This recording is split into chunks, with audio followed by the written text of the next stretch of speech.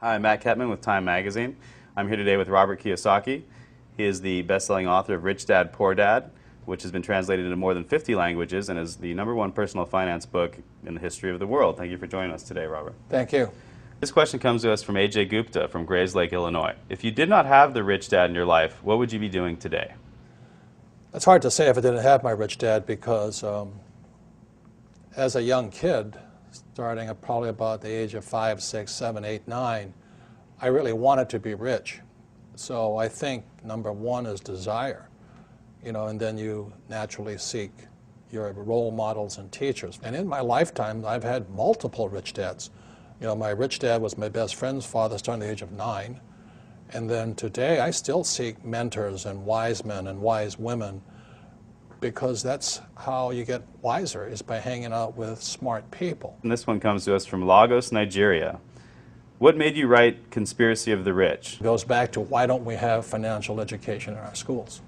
I mean, good question, right? Right.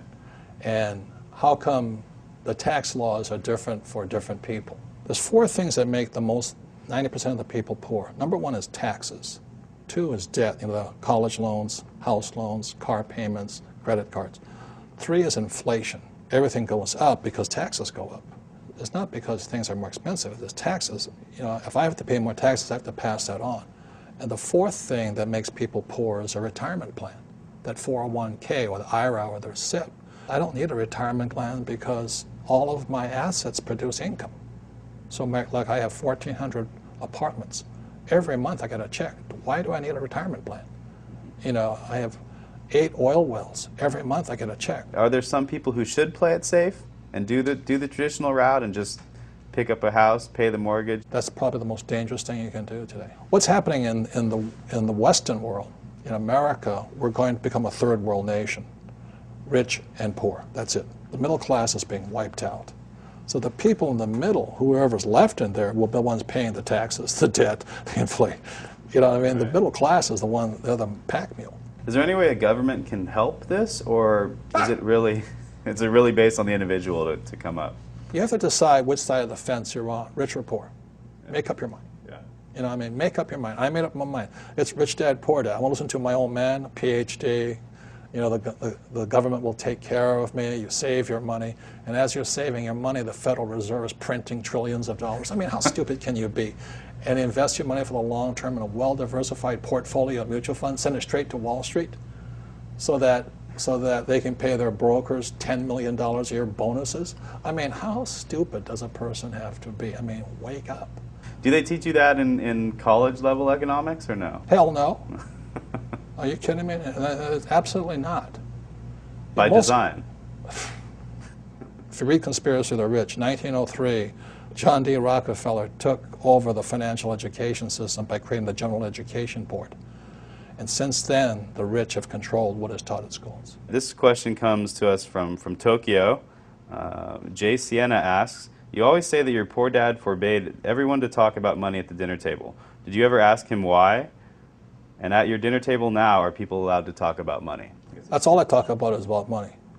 Tell me something money does not affect. Does money affect education? Absolutely. If you have money, you can go to the best schools. Look at George Bush. Right. This one comes from Laredo, Texas, from Steven San Ramon. When you and your wife were living out of your car, how did you remain so confident that you would be able to accumulate enough wealth to not only retire rich, but young as well? Well, confidence comes from discipline and training. I think one of the best things that happened for me was I kept flunking out of school. And I realized it wasn't school that was a problem, it was a lack of discipline. And so that's one of the reasons that I went to military school. The military trains you that there's 4 strengths. There's mental strength, emotional strength, physical strength, and spiritual strength. So that's what kind of kept me going. Is there a time to bail out on a project, though? When... That's not in my vocabulary. Yeah. Look, I have an unfair advantage, I went to war. And at war, I'm alive because other guys died for me. When you see stuff like that, how can I quit?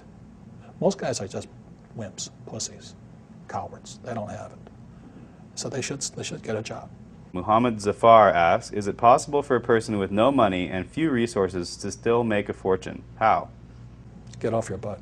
You have to get smart. You have to look for teachers. I mean, it's pretty obvious. Like I said, you know, if you want to be a mechanic, you go hang out with mechanics. You know, you want to be a school teacher, hang out with school teachers. Right. Right? It's really simple. I mean, and it takes determination, discipline, drive, correction. Can't quit.